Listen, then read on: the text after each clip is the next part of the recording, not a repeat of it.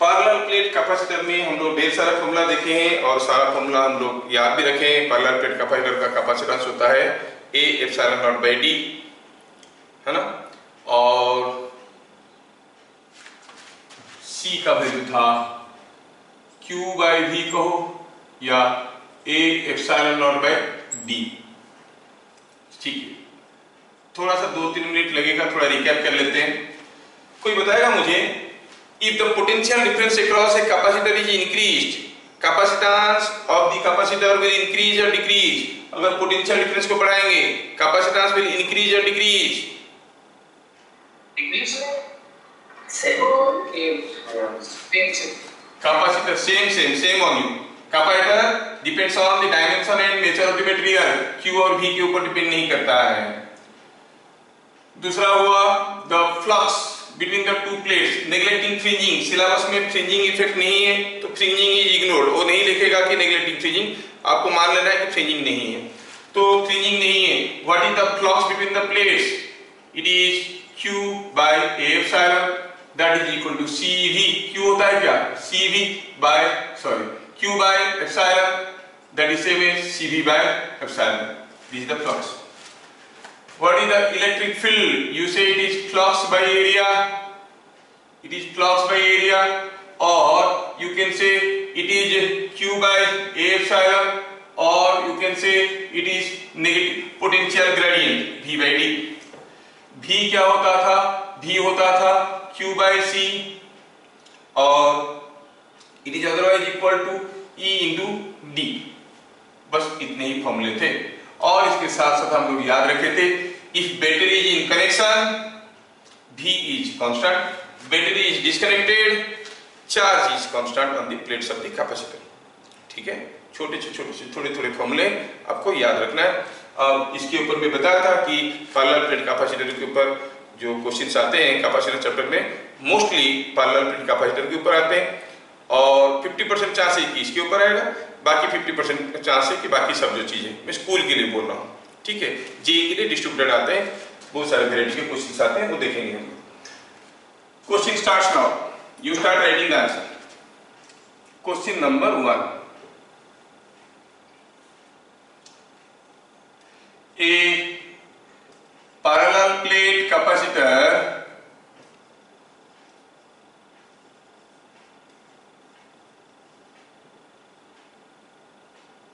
of 20 microfarad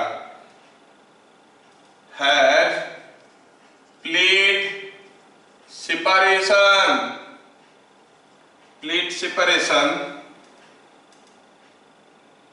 0.5 millimeter.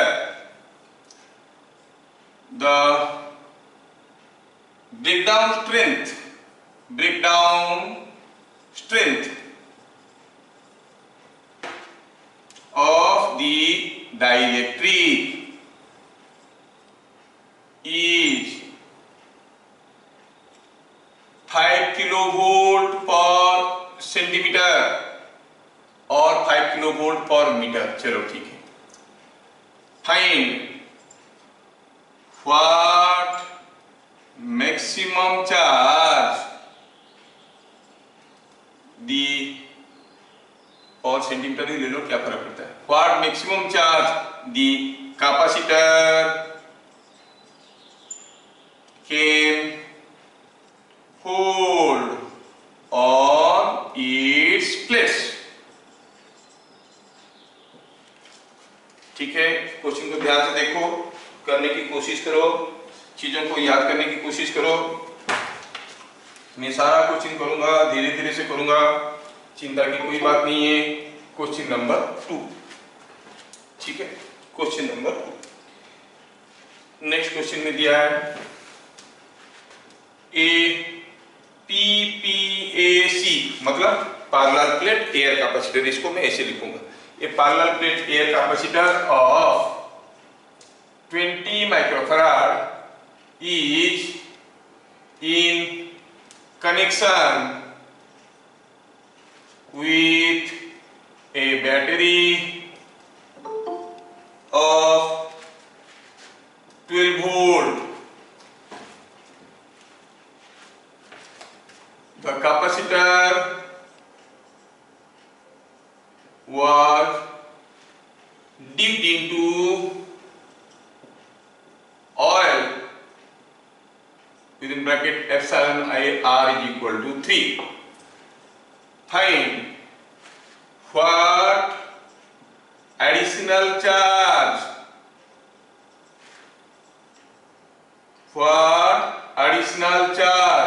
will be supplied by battery. Simple question है, समय कम है, बहुत सारे वैरायटी के क्वेश्चन हमें कवर करना है, तो आई विल डू, आप लोग देखो solution. A parallel plate capacitor has capacitance 20 microfarad. ठीक है, इसके जो दो प्लेट है, दो प्लेट के बीच में जो गैप है वो d है. The gap is d. d is given 0.5 millimetre. ठीक है, पूछा है इसके प्लेट पे मैक्सिमम कितना चार्ज रख सकते हैं. एक में Q रहेगा तो दूसरे में माइनस Q रहेगा. कितना रख सकते हैं maximum charge? What maximum charge can be kept on the plates of the capacitor. Fine, अगर ये बात है तो चलिए समझते हैं इसको. पहले देखेंगे कि यहां पर जो मटेरियल रखा गया है उसका ब्रेकडाउन स्ट्रेंथ होता क्या है? It is the maximum electric field it can withstand. Maximum electric field कितना वो ले सकता है? तो ब्रेकडाउन स्ट्रेंथ जिसको हम कहते हैं EB, क्या है? It is maximum electric field it can withstand. तो मैक्सिमम इलेक्ट्रिक फील्ड क्या होगा? Maximum potential difference bye D. जब पोटेंशियल डिफरेंस मैक्सिमम होगा, D तो फिक्स्ड है, पोटेंशियल डिफरेंस मैक्सिमम होगा तो इलेक्ट्रिक फील्ड मैक्सिमम होगा, है ना. Maximum potential difference by this, ये कितना है? इट इज गिवन 5 किलोवोल्ट पर सेंटीमीटर. तो what maximum voltage you can apply? It is EB into D. EB कितना है? EB इज 5 किलोवोल्ट पर सेंटीमीटर और ये मिलीमीटर में है, तो थोड़ा यूनिट चेंज करने की कोशिश करते हैं. 5 kilovolt is 5000 volt, centimetre is 10 millimetre, 1 centimetre is 10 millimetre into कितना थिकनेस है? D कितना है? 0.5 मिलीमीटर. तो मिलीमीटर कैंसिल हो जाएंगे, आपको जो आंसर मिलेगा वो वोल्ट में मिलेगा. कितना हो गया? 0.5 हो गया तो 2500 by 10 is 250 वोल्ट. तो मैक्सिमम वोल्टेज आप कितना दे सकते हो? 250 वोल्ट. अगर इसके क्रॉस में पोटेंशियल डिफरेंस 250 वोल्ट से ज्यादा होगा तो फ्लैश ओवर हो जाएगा, तो डाइलेक्ट्रिक पंक्चर हो जाएगा, है ना. तो हम कहेंगे मैक्सिमम पोटेंशियल डिफरेंस जो दे सकते हैं वो 250 वोल्ट है. तो क्या मैक्सिमम चार्ज दे सकते हैं हम इसको? Maximum charge is C into V max. C कितना था? C तो दिया गया है 20 microfarad. So 20 microfarad into 250 volt is this much. कितना हो गया? 50,000 that is 5000 microcoulomb. So maximum charge आप क्या दे सकते हो? 5000 माइक्रोकूलम. आप चाहो तो इसको मिलीकूलम में कन्वर्ट कर सकते हो. Microcoulomb is 10⁻⁻⁶. 5000 हो गया तो 5 × 10⁻³ और 5 मिलीकूलम चार्ज दे सकते हैं. क्या मैं सबको ये क्वेश्चन ठीक ठाक समझा पाया? Yes sir. आगे नेक्स्ट क्वेश्चन. लिखने के लिए कोई हड़बड़ी नहीं है, आप चाहो तो you can take screenshots and save your time. हाँ, a parallel plate capacitor of 20 microfarad is in connection with a battery of 12 volt. कोई एक कैपेसिटर है, पैरेलल प्लेट कैपेसिटर है, ये 12 वोल्ट बैटरी के साथ लगा है. इस capacitor parallel plate air capacitor मतलब हवा अंदर कितना है? 20 माइक्रोफैराड. तो ये 20 माइक्रोफैराड है. तो अभी पहले कुछ चार्ज था, कितना था? C into V. C is 20 into 12 is equal to 240 microcoulomb. अच्छा, सेकेंड केस में क्या हुआ? इस कैपेसिटर को ऑयल में डुबो दिए. जब आप इसको ऑयल में डुबो दिए, ये तो एयर कैपेसिटर था, दो प्लेट के बीच में जो खाली जगह था उसमें ऑयल भर गया। अब ऑयल भर गया इसमें। Now what is new capacitance? It is A epsilon naught epsilon R by D. What is A epsilon naught by D? You know A epsilon naught by D is the original capacitance. कितना था वो? It was 20 microfarad. और ये epsilon r कितना है? 3। तो हम कहेंगे it is equal to 20 into 3 is 60 microfarad. Now what is the new charge? क्योंकि पोटेंशियल डिफरेंस तो अभी भी 12 वोल्ट है। New charge is again CV। तो 60 into 12 720 माइक्रोकूलम। तो पहले था 240 माइक्रोकूलम, अब हो गया 720 microcoulomb. Delta Q extra charge, what additional charge will be supplied by battery? Additional charge supplied will be 720 minus 240 is equal to 480 microcoulomb. जैसे इसको oil में डुबो देंगे कुछ एक्स्ट्रा चार्ज सप्लाई हो जाएगा। कितना चार्ज सप्लाई हो जाएगा? 480 माइक्रोकूलम। क्या मैं सबको समझा पाया? Yes, sir. Question number 3. A parallel plate air capacitor was charged and then the battery was disconnected.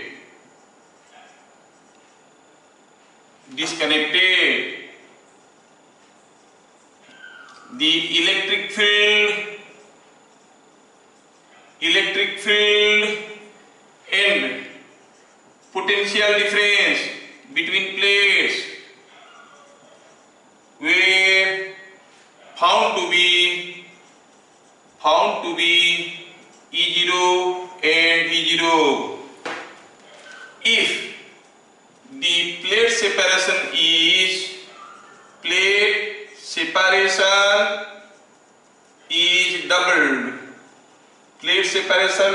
doubled. What will be new value of E and V, electric field and potential between the plates? New values क्या होंगे आपको सोच के बताना है। Question को समझो और करो, आप कर सकते हो, इजी क्वेश्चन है। Question number 4। क्वेश्चन नंबर 4 में दिया है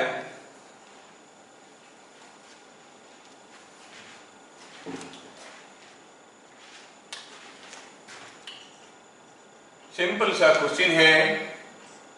यहां पर कोई एक रेजिस्टेंस है, यहाँ पर एक कैपेसिटर है, ये है 4 ओम, ये है 6 ओम, ये है 2 माइक्रोफैराड और इसके क्रॉस में एक बैटरी लगा है, से इट इज 12 वोल्ट। ठीक है, क्या पूछा है? Find current supplied by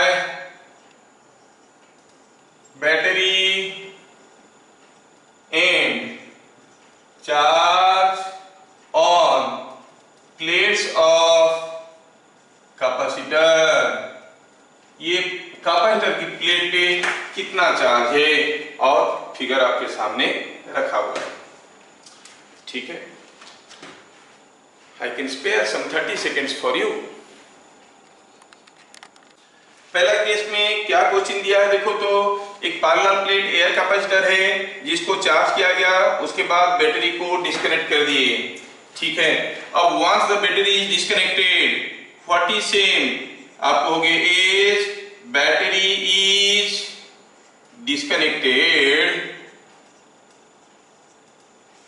the charge remain constant. कहां जाएगा वो चार्ज?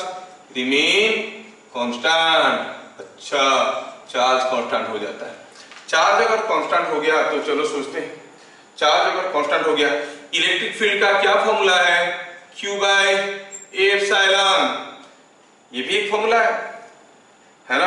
अच्छा, चार्ज कांस्टेंट है तो कांस्टेंट टर्म पे हम लिखें, हम तो लिख सकते थे E equal to V by D, लेकिन अभी V कांस्टेंट नहीं है। क्या कांस्टेंट है? Q कांस्टेंट है। नहीं, Q अगर कांस्टेंट है तो Q को लेकर रिलेशन बनाते हैं। ये पैरेलल प्लेट एयर कैपेसिटर है, मतलब प्लेट सेपरेशन ज्यादा करो या कम करो, ये सारी चीज कोई भी नहीं बदल रहा है, तो आप क्या कहेंगे? Remain same. इलेक्ट्रिक फील्ड क्या रहेगा? सेम हो जाएगा। कितना? जितना पहले था। पहले कितना था? E0, तो electric field will be same E0 by doubling the plate separation, electric field remain same. ठीक है। दूसरा हुआ what is V? V you know is E into D. अगर D को डबल कर दिए, प्लेट सेपरेशन इज डबल्ड, तो V0 क्या था? V0 was E0 into D. Now second case में, in the second case the potential difference will be equal to E0 into 2D, क्योंकि plate separation is doubled. In the second case E0 into 2D हो जाएगा। E का formula होता है E into D। E0 तो जो था वही रहा, प्लेट सेपरेशन डबल हो गया, तो कितना हो जाएगा? 2V0। So the potential difference between the plates become 2V0। Simple question है, समझ में आ गया क्या? Yes, sir. Next question number 4, find current supplied by battery. अच्छा, इसमें पूछा है बताओ बैटरी ने कितना करंट दिया। पहले देखते हैं ये बैटरी करंट सप्लाई कर पाएगा क्या। ये क्या बात हुआ? बैटरी तो करंट सप्लाई करता है। अरे करता है, लेकिन तब जब जो करंट वो भेजा है, अगर वो घूम फिर के उसके पास आने के लिए रास्ता है, तो अगर रास्ता ही काट देंगे, कोई करंट फ्लो करेगा क्या? नहीं करेगा। अच्छा, मतलब जितना करंट गया है उसको वापस आने के लिए रास्ता मिलेगा, तभी करंट फ्लो करेगा। नहीं, तभी करंट फ्लो करेगा। लेट अस सी। अब यहां से करंट आ रहा है, इधर से आ रहा है। आप जानते हो through capacitor what is the current? 0, मतलब सारा का सारा करंट इधर से होते हुए आएगा, ऐसे करके आएगा। हाँ, तो हम जानते हैं कि कोई भी सर्किट में अगर कोई एक एलिमेंट है जिसमें करंट नहीं फ्लो कर रहा है, उसको काटो और फेंको, रहे ना रहे कोई फर्क नहीं पड़ता है। तो बीच वाले जो ब्रांच रह गया उसमें कोई करंट नहीं है, भूल जाओ कि ये है, यहाँ पर भूल जाओ ये नहीं है, तो फिर रह गया कौन? Only 4 ohm. So what is the current? लिखेंगे सॉल्यूशन में, क्या लिखेंगे? Current supplied is equal to 12 volt apply किए हैं, और क्या रेजिस्टेंस है? भी भैया 4 ओम में जा रहा है, सो इट इज 3 एंपियर करंट। हाँ, पता चल गया, current supplied is 3 ampere only. Yes. पूछा है what is the charge on the capacitor. Charge on the capacitor हम पता कर सकते हैं, Q is equal to C into V। क्या हमें C दिया है? हाँ दिया है, 2 माइक्रोफैराड। क्या हमें पोटेंशियल डिफरेंस मालूम है? मालूम नहीं है, निकालना पड़ेगा। चलो निकालते हैं। Let us find out the potential difference across the capacitor. मतलब ये दोनों पॉइंट में मुझे पोटेंशियल डिफरेंस चाहिए। अगर ये दोनों पॉइंट में मुझे पोटेंशियल डिफरेंस चाहिए तो कैसे निकालते हैं? VA minus VB the warden against electric field in moving from P to A। यहाँ से यहाँ तक चलो, किसी भी रास्ते में आ सकते हो। Come this way, come this way। There is no resistance, gaining 12 volt and reaching here। अरे तो इसके क्रॉस में तो 12 वोल्ट पोटेंशियल डिफरेंस है, तो हम क्या लिखेंगे इसमें? हम कहेंगे PD across the capacitor is PD across capacitor is clearly 12 volt। so charge कितना हो जाएगा? C into V।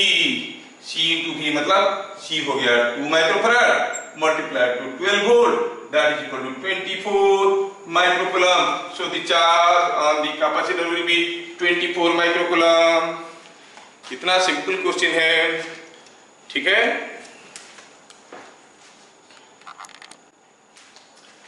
The potential difference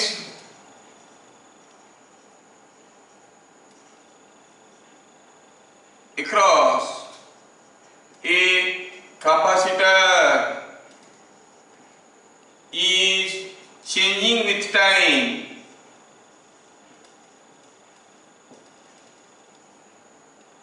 by the relation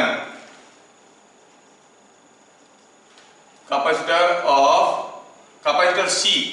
capacitor C is changing with time by the relation V is equal to alpha t plus beta. Find current in capacitor में कितना current flow कर रहा है। Sir आप तो अभी बोले थे कि कैपेसिटर में करंट फ्लो नहीं करता है। हाँ बोले थे, लेकिन condition supply for constant voltage supply the potential difference is constant, लेकिन यहाँ पर तो पोटेंशियल डिफरेंस समय के साथ बदल रहा है, फिर भी आपको करंट निकालना है। ठीक है, तो चलिए कोशिश करेंगे उसको निकालने के लिए। आप लोग ट्राई करते रहिए। I want to give you the next question number 6। Question number 6 यहाँ पे हुआ यूं है कि here is a capacitor, here is a resistor, here is a capacitor and here is another resistor.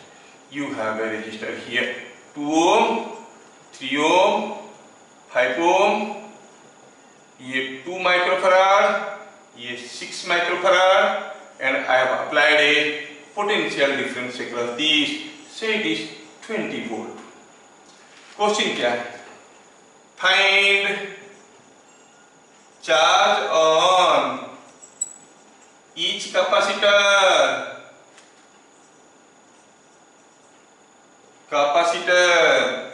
हर एक कैपेसिटर के ऊपर चार्ज बताइए। ये 2 माइक्रोफैराड है, ये 6 माइक्रोफैराड है।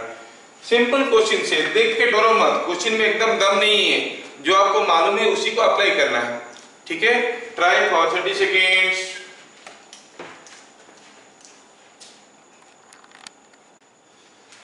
तो पहला क्वेश्चन देखिए, the potential difference across a capacitor C is changing with time by relation like this.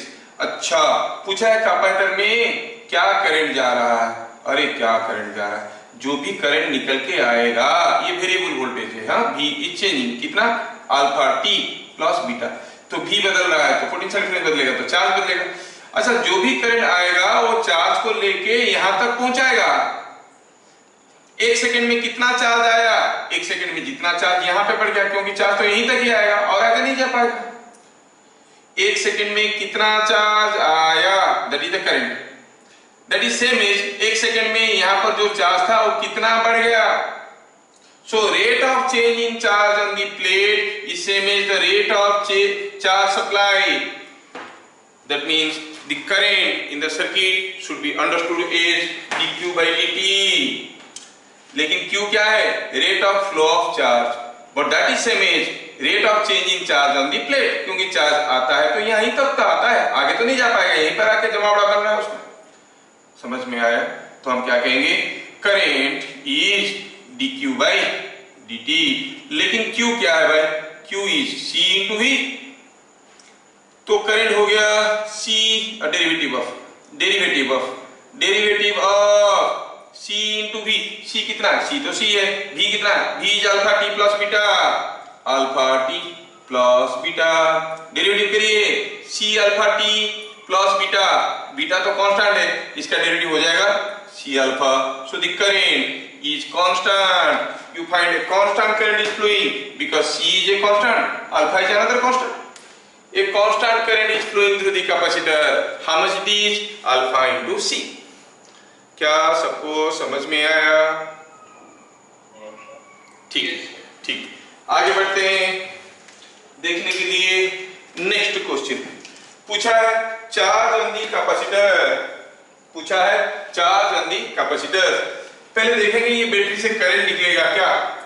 मैं बता चुका हूं पहले से, करंट तो तब निकलता है जब उसको वापस आने के लिए रास्ता मिलता है। सर्किट कंप्लीट होना जरूरी है नहीं, अगर वापस आने के लिए रास्ता नहीं मिलेगा तो करंट भी नहीं निकलेगा। अच्छा, तो देखेंगे रास्ता है क्या, करंट आया आया आया आया आया आया आया, इधर तो नहीं जा सकता। Here current will be 0, why, because this is capacitor, this is steady constant voltage. अच्छा, तो ठीक है, ऐसे आया, इधर से तो जाएगा। हाँ, इधर भी नहीं जा सकता because this is a capacitor, वो ब्लॉक कर देता है स्टेडी करंट को। तो करंट क्या हुआ, ऐसे गया, इधर से, ओ मिल गया रास्ता। कितना करंट आई, ठीक है, चलो इसको ऐसे लिखते हैं, अप्लाइंग सॉल्यूशन में ऐसे लिखेंगे, applying KVL to the path of current, applying KVL to the path of current को अगर हम केवीएल अप्लाई कर देंगे तो क्या मिलेगा। चलो शुरू करते एक जगह से, यहां से चले, ऐसे चले, करंट जा रहा है कितना I, इधर भी I, लॉस किए 3I, लॉस किए 2I, लॉस किए 5I और आ गए यहाँ पे। ठीक है, तो लॉस किए 3I, लॉस किए 2I, लॉस किए तो नेगेटिव 2I माइनस लॉस किए 5I, that is equal to, और सीधे आओ यहाँ तक पहुंचे, यहाँ तक इधर आ जाओ, गेन किए 20 पहुंच गए, तो I का वैल्यू क्या हो गया 2 ampere.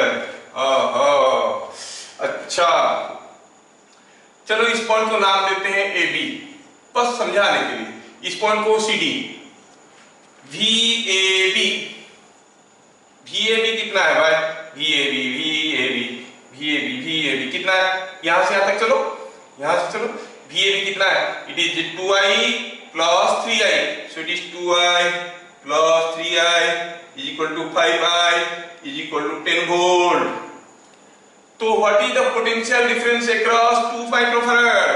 So charge on 2 microfarad, it is 2 into VAB, है कि नहीं, 2 into 10, that is 20 microcoulomb. So charge on 2 microfarad is 20 microcoulomb. What about VCD? Potential difference across CD. VCD, D से C तक जाओ, कैसे जाएंगे, इधर से आ सकते हो क्या, आ सकते हैं, करंट मालूम है, नहीं इधर से आ जाते हैं, इधर से आ जाओ तो गेन किए 5I, गेन किए 2I, it is 5I plus 2I is equal to 7I is equal to 14 volt. Then what is the charge on 6 microfarad, potential difference into capacitor, so it is 14 into 6 is 84 microcoulomb. क्या मैं सबको ठीक ठाक समझा पा रहा हूं? Yes sir. So simple question you can do। दिख रहा है, ये थोड़ा ठीक से नहीं दिख रहा है तो लिख देता हूं 2I प्लस 3I। बढ़िया, तो आपको समझ में आ गया।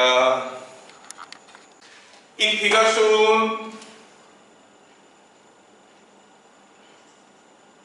the plate separation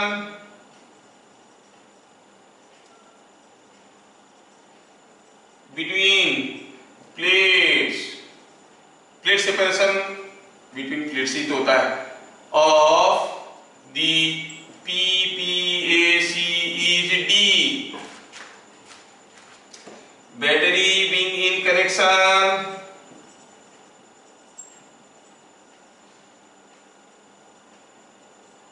it was dipped in oil. Option R is equal to 3. Find by what amount the plate separation should be changed.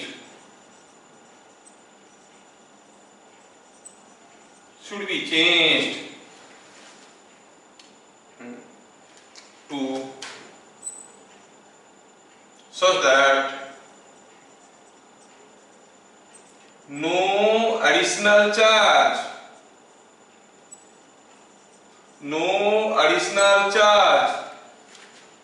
is supplied by battery। ये चीज आपको समझ में आना चाहिए, बैटरी कोई एडिशनल चार्ज सप्लाई नहीं कर रहा है। तो पहला क्वेश्चन तो आप लोग कर लिए होंगे। क्या दिया है, कोई एक पार्लर प्लेट एयर कैपेसिटर के साथ बैटरी कनेक्शन में था और हम हम इसके अंदर एक डाइलेक्ट्रिक स्लैब डाल दिए। दूसरा केस में दी parallel plate air capacitor was charge, इसमें क्या कांस्टेंट रहेगा, भी कांस्टेंट रहेगा, इसमें चार्ज कांस्टेंट रहेगा, और इसमें हम एक डाइलेक्ट्रिक स्लैब डाल दिए। दोनों केस में बैटरी वाज डिस्कनेक्टेड, मतलब ये हो गया बिट नंबर 1 वाला केस, ये हो गया बिट नंबर 2 वाला केस। हाँ, हम तो जानते हैं कि C is equal to A epsilon naught into epsilon R by D। तो जब ये डाइलेक्ट्रिक अंदर डालेंगे एप्सिलॉन R बढ़ गया, कैपेसिटेंस बढ़ेगा।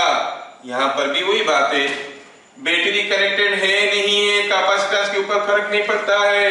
It is a dimensional phenomena A epsilon by D। तो हम कहेंगे it is coming out to be same, C will increase दोनों ही केस में। What about V? V is constant। इस केस में क्योंकि बैटरी डिस्कनेक्टेड है तो आप कहोगे Q is constant। अच्छा, इस केस में Q क्या होता है, CV। अब V कांस्टेंट हुआ तो क्या हुआ, C बढ़ रहा है तो चार्ज बढ़ेगा। इस केस में V क्या होता है, Q by C। Q constant हुआ तो क्या हुआ, C बढ़ रहा है तो पोटेंशियल डिफरेंस घटने लगेगा। क्या मैं ठीक ठाक समझा पा रहा हूं सबको? Yes sir. यस। तो फिर पूछा है व्हाट अबाउट E? E के लिए यहाँ पर क्योंकि बैटरी वोल्टेज V कांस्टेंट है, in terms of V E का रिलेशन निकालेंगे, कौन सा, V बाई D।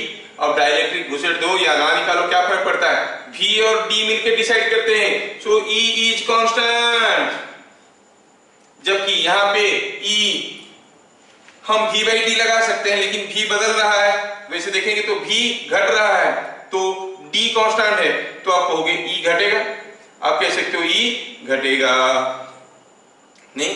और आप इसको V बाई D टर्म पे देखोगे तब भी पता चलेगा कि D कांस्टेंट है, V घट रहा है, E घटेगा। और अगर आप इसको Q बाई A एप्सिलॉन वाला टर्म से देखोगे तो एप्सिलॉन की जगह क्या लिखते हैं, epsilon 0 into epsilon R।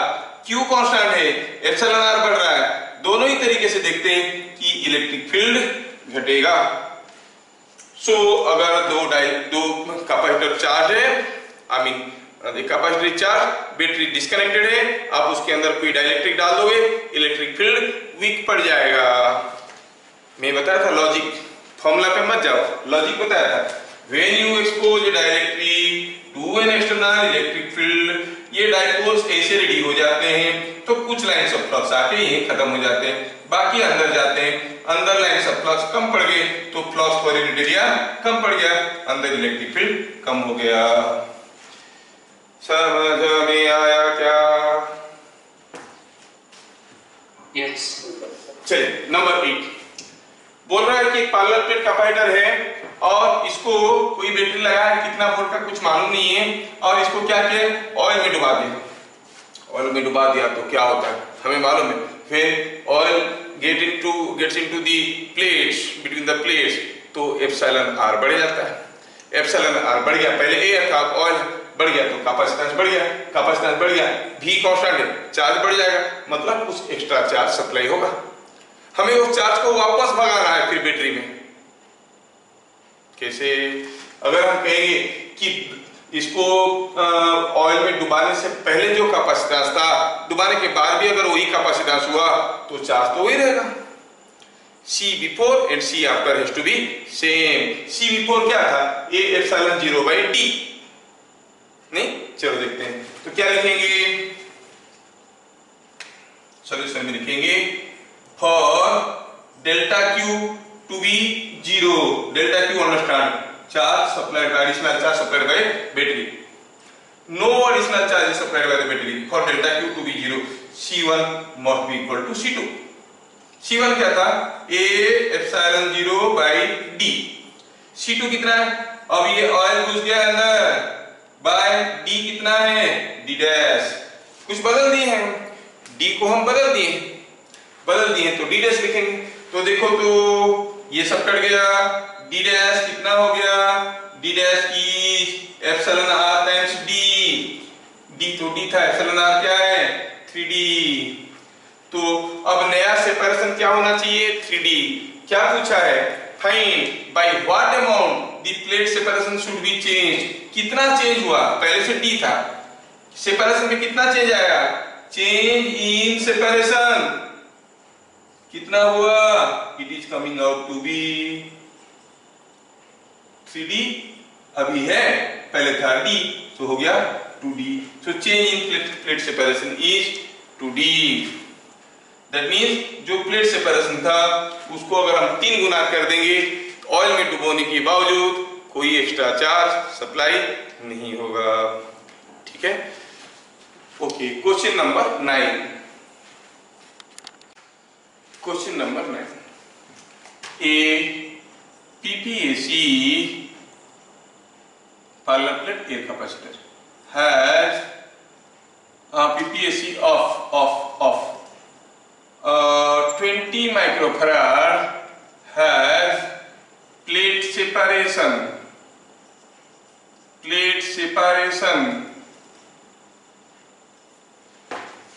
6 millimetre. ठीक है, काफी ठीक है, ठीक है। ए conducting plate of thickness 2 millimeter was inserted between plates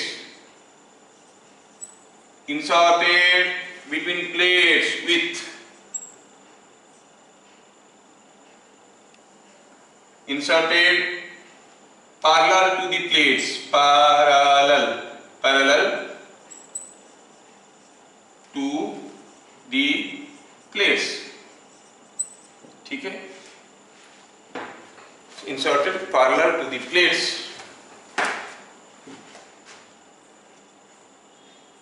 without touching the plates, without touching the plates। What will be new capacitance? वाह मर गए साहब, ये तो आप बताए नहीं थे। साहब बता चुके हैं। What will be new capacitance?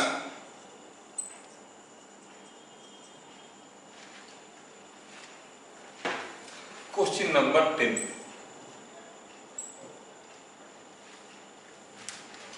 Here is a battery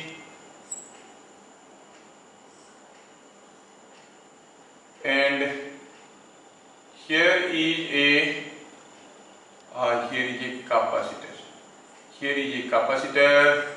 Here is a battery. ठीक है, और here is a switch जो कि इसके बीच में ऑसिलेट करता है। ठीक है, here is a resistance। ठीक, ये स्विच यहाँ पर ऑसिलेट कर रहा है, ये V0 वोल्ट है, ये C माइक्रोफैराड है। सिंपल क्वेश्चन है, डरो मत देख के, डरना मना। ये रेजिस्टेंस R है।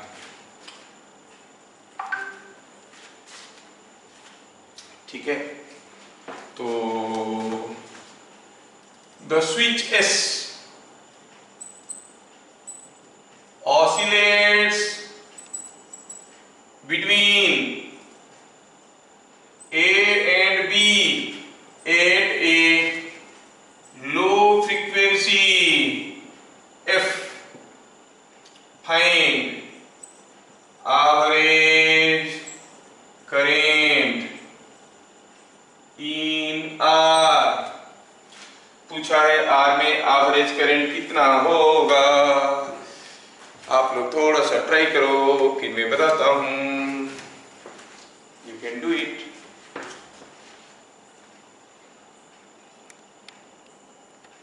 Question number 9, A parallel plate air capacitor of 20 microfarad has plate separation 6 millimetre. अच्छा, एक पैरेलल प्लेट एयर कैपेसिटर था, थिकनेस कितना था? 6 मिलीमीटर। कितना था? 6 मिलीमीटर। मतलब इसमें कैपेसिटेंस कितना था? A epsilon naught by 6। Let us understand.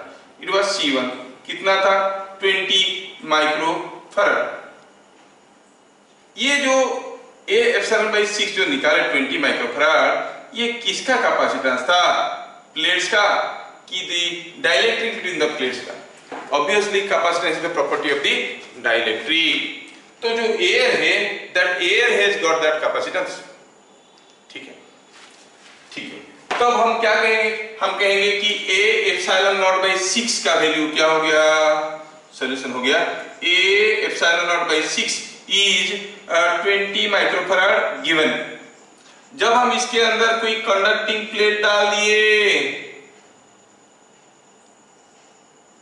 बाकी अब इसका तो कोई कैपेसिटेंस हो नहीं सकता। एयर कितना रह गया? एयर, अब एयर पहले 6 मिलीमीटर का था, ये 2 मिलीमीटर का प्लेट डाल दिए bye inserting 2 millimetre conducting plate. The air gap is 6 minus 2 is equal to 4 millimetre. अब एयर गैप क्या हो गया? 4 millimetre. A epsilon by 0 by 6 का वैल्यू था 20 माइक्रोफैराड, तो A एप्सिलॉन 0 बाई 4 का वैल्यू क्या हो जाएगा? तो हम कहेंगे अभी एयर गैप 4 मिलीमीटर का है इसके अंदर, तो हम कहेंगे so A epsilon 0 by 4 will be equal to कितना? 20 इंटू 6 बाई 4। अरे A एप्सिलॉन 0 की जगह लिख दो ना 20 इंटू 6 और 4 डिवाइड किया, तो 4 डिवाइड कर दिए, so it is coming out to be 30 microfarad. क्या चीजें सबको समझ में आया? Yes sir. तो बताओ, अगर समझ में आ गया, एक क्विज क्वेश्चन, कोई पैरेलल प्लेट कैपेसिटर के अंदर अगर कौन सा केस में कैपेसिटेंस बढ़ेगा? अगर उसके बीच में कंडक्टिंग प्लेट डाल देंगे कि डाइलेक्ट्रिक प्लेट डाल देंगे, कौन सा केस में इसका कैपेसिटेंस बढ़ जाएगा? कंडक्टिंग प्लेट जिसमें दोनों ही केस में। अरे अगर डाइलेक्ट्रिक प्लेट डालेंगे तो ऊपर एप्सिलॉन आर आ जाएगा, दोनों ही केस में बढ़ेगा। मतलब कैपेसिटर का ये टेंडेंसी याद रखो, वो हरदम अपना कैपेसिटेंस बढ़ाने की कोशिश करता है, अड़ोस पड़ोस की चीजों को खींच के अंदर लेता है। हम उस दिन भी आपको थोड़ा सा हल्के से बताए थे। पूरा इलेक्ट्रिकल इंजीनियरिंग पढ़ लेने के बाद किसी को अगर पूछोगे कि हाई वोल्टेज में कोई आदमी क्यों चिपक जाता है, he will not be able to explain. कभी पूछ के देखो, क्या ये इलेक्ट्रोस्टैटिक इफेक्ट है, क्या ये मैग्नेटिक इफेक्ट है, कौन सा इफेक्ट है कि आदमी चिपक गया हाई वोल्टेज में? It is the effect of the capacitance। ठीक है ना? एक कैपेसिटर उसके चारों तरफ की सारे चीजों को खींच के दोनों प्लेट के बीच में लाने की कोशिश करता है। चाहे वो कंडक्टिंग हो तब भी खींचेगा, चाहे वो डाइलेक्ट्रिक हो तब भी खींचेगा, सबको खींचता है। और कोशिश क्या करता है? अपना कैपेसिटी बढ़ाए, दूसरों को खा के अपना कैपेसिटी बढ़ाने की कोशिश करता है। समझ में आ रहा है? हाँ ठीक है, तो आप बता दिया, याद रख लेना। लेकिन मजे के लिए आप किसी को पूछ सकते हो कि भैया हम इलेक्ट्रिकल इंजीनियरिंग पढ़े हो, बताओ वो कौन सा इफेक्ट है कि आदमी कोई हाई वोल्टेज में चिपक जाता है, फिर डंडे से मारते हैं तो गिरता है, क्या है वो effect? They will not be able to explain because that is the effect of capacitance. Why a force exist in case of a capacitor, तब आपको पता चल, जब पढ़ेंगे जी ग्रुप में फोर्स बिटवीन द प्लेट्स, तब आपको समझ में आएगा। स्कूल में नहीं है फोर्स बिटवीन द प्लेट्स, नहीं है। Anyway, so it is coming out to be 30 microfarad. Question number 10 बोल रहा है कि ये जो स्विच है एस, ये ए और बी के बीच में पंपंगा रहा है, क्या फ्रीक्वेंसी में? लो फ्रीक्वेंसी है। मैं क्यों लो फ्रीक्वेंसी बोला हूं मैं बाद में बोलूंगा, why this low word is used, मैं एक्सप्लेन करूंगा। बट अभी मान लेते हैं कि एफ फ्रीक्वेंसी में ऑसिलेट कर रहा है। तो जब वो यहां पे कनेक्ट करेगा, चार्ज हो जाए। जब वो यहां पे कनेक्ट करेगा, the positive terminal and the negative terminal are now connected through R, तो डिस्चार्ज हो जाएगा, फिर चार्ज करेगा, फिर डिस्चार्ज करेगा। तो एक ऑसिलेशन में चार्ज, क्वेश्चन सॉल्यूशन क्या लिखेंगे? Charge passed through R in one oscillation is equal to, एक ऑसिलेशन में is equal to charge is equal to इधर लिखेंगे is equal to charge acquired by C. कितना है, क्या करेंगे जब इसको हम through R in one oscillation, जब ये हम कहेंगे कि ये स्विच ए को कनेक्ट हुआ, ये बैटरी के साथ कनेक्ट हो गया, चार्ज हो जाएगा। जब ये इधर कनेक्ट हुआ तो कोई कैपेसिटर जो चार्ज हो गया है पॉजिटिव नेगेटिव प्लेट से, इसको जोड़ दोगे तो डिस्चार्ज हो जाएगा, करंट विल फ्लो। तो कहने का मतलब है कितना चार्ज छोड़ेगा एक ऑसिलेशन में, जितना चार्ज रखा था। कितना रखा था, CV0। ठीक है, so charge pass in 1 second, charge pass in 1 second is equal to CV0 into oscillations per second। एक सेकेंड में कितना ऑसिलेशन होता है, अरे वही तो दिया है F। फ्रीक्वेंसी का मतलब क्या है, नंबर ऑफ ऑसिलेशंस पर सेकेंड। हाँ, तो हो गया कितना, CV0। देखो कोई बड़ी चीज नहीं है। अब मैं बताऊंगा कि व्हाई आई हैव रिटन लो, क्योंकि अगर मैं बहुत जल्दी ऑसिलेट करूंगा तो यहाँ पर जो पॉजिटिव चार्ज था ये नेगेटिव चार्ज को तो जाएगा, लेकिन रेजिस्टेंस के कारण जाने के लिए कुछ समय लेगा, पूरा डिस्चार्ज नहीं हो पाएगा। तो धीरे धीरे ऑसिलेट कर रहे होंगे, मतलब काफी समय के लिए कांटेक्ट में रहेगा तो वो डिस्चार्ज हो पाएगा। बहुत जल्दी ऑसिलेट करेंगे तो पूरा डिस्चार्ज नहीं होगा। इसलिए लो फ्रीक्वेंसी ऑफ ऑसिलेशन मतलब धीरे धीरे ऑसिलेट किए। छोटे टर्म का कुछ मायने रहता है, इसलिए मैं क्वेश्चन में इसको जोड़ा हूँ, व्हाई मैं लो लिखा था। समझ में आया? तो हमें क्या समझ में आ गया, अगर हम कहेंगे charge pass in 1 second, charge pass in 1 second is CV0, charge pass through R in 1 second is what is that is equal to average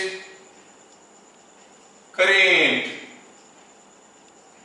in R। क्या चीजें समझ में आए? Yes, sir. देखो कोई डिफिकल्ट चीज तो है नहीं, इतना सारा मैं क्वेश्चन आपको करवा दिया। ठीक है, अब ये जो पैरेलल प्लेट एयर कैपेसिटर के ऊपर हम लोग इतने सारे वैरायटी के क्वेश्चन किए, इसके अलावा और भी छोटे छोटे वैरायटी के क्वेश्चन आते हैं, डायरेक्ट फॉर्मूला बेस्ड क्वेश्चन आते हैं, या तो मैं सारा क्वेश्चन में कुछ एक थ्योरी के कॉन्सेप्ट को रखने की कोशिश किया और फिर इसको ऐसे किया। हम लोग बुक में आपको डायरेक्ट फॉर्मूला क्वेश्चन आएंगे, Q equal to Q by epsilon, 2-3 data दिया रहेगा, तीसरा डाटा आपको निकालना है, डायरेक्ट फॉर्मूला लगा के करने की कहेंगे। और प्रीवियस क्लास में भी हम पैरेलल प्लेट एयर कैपेसिटर के ऊपर कुछ क्वेश्चंस किए थे, आपको याद होगा। नेक्स्ट हम लोग इसमें पढ़ने वाले हैं series parallel connection of capacitances. Series parallel connection of capacitance is a derivation for the board level. Simple है, डिफिकल्ट नहीं है।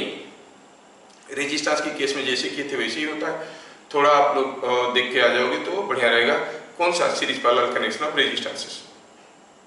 ठीक है, फिर हम लोग करेंगे। अभी कोई नया आर्टिकल स्टार्ट करना अच्छा नहीं लगेगा क्योंकि लेस टाइम इज देयर। चलो फिर मिलते हैं नेक्स्ट क्लास, हम लोग करेंगे इसको। तब तक एक दूसरे से विदाई लेते हैं और कहते हैं जय हिंद।